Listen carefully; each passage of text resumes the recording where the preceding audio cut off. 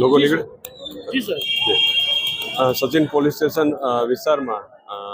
થોડા દિવસ અગાઉ જે આપણે સૌ જાણીએ છીએ કે શ્રીનાથજી જ્વેલર્સ અહીંયા આવેલા છે, ત્યાં લૂંટ વિથ મર્ડરનો એક બનાવ બન્યો હતો, ગંભીર બનાવ હતો, જેમાં એક નિર્દોષ વ્યક્તિએ પોતાના જીવ ગુમાવેલા હતા, જેમાં પબ્લિકે એ વખતે ખૂબ મોટું સાહસ દેખાડી અને જે લૂંટ કરવા આવેલા હતા એક આરોપીને સ્થળ ઉપરથી જ પકડી પાડેલા હતા અને તે દરમિયાન જ જે મુદ્દામાલ હતો એ પણ અહીંયા આરોપી જે બાકીના હતા એ છોડીને અહીંથી ભાગેલા હતા, જેમાં તપાસ દરમિયાન જે મુખ્ય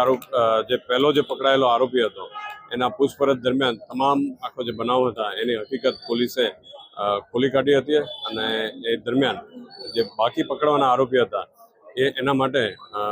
મહેરબાન સીપી સાહેબના સૂચનાથી અલગ અલગ ટીમો પડેલી હતી અને ટીમ વર્ક આધારે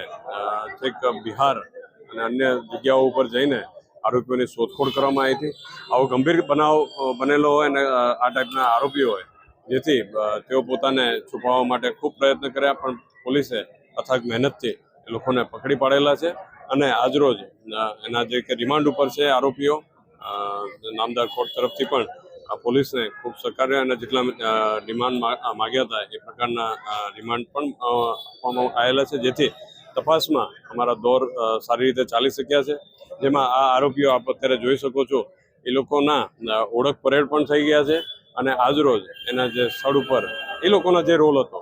ગુનામાં એ રીતનું એ લોકોનું એવિડન્સ, ડિજિટલ એવિડન્સ લેવાનો હતો, જે સ્થળ ઉપર આવીને એનું રિકન્સ્ટ્રક્શન પંચનામું એ સાક્ષી અને અમારા એપ્લિકેશન છે એની અંદર કરવામાં આવેલું છે અને જે બનાવ જે રીતે એમનો રોલ હતો એ આખો જગ્યા ઉપર જઈને એના પોતાના જે વિગત હતી એ લઈને એના પુરાવા એકત્રિત કરવામાં આવ્યા છે, પંચોને પણ હાજર સાથે રાખીને આખી કાર્યવાહી કરવામાં આવેલા છે।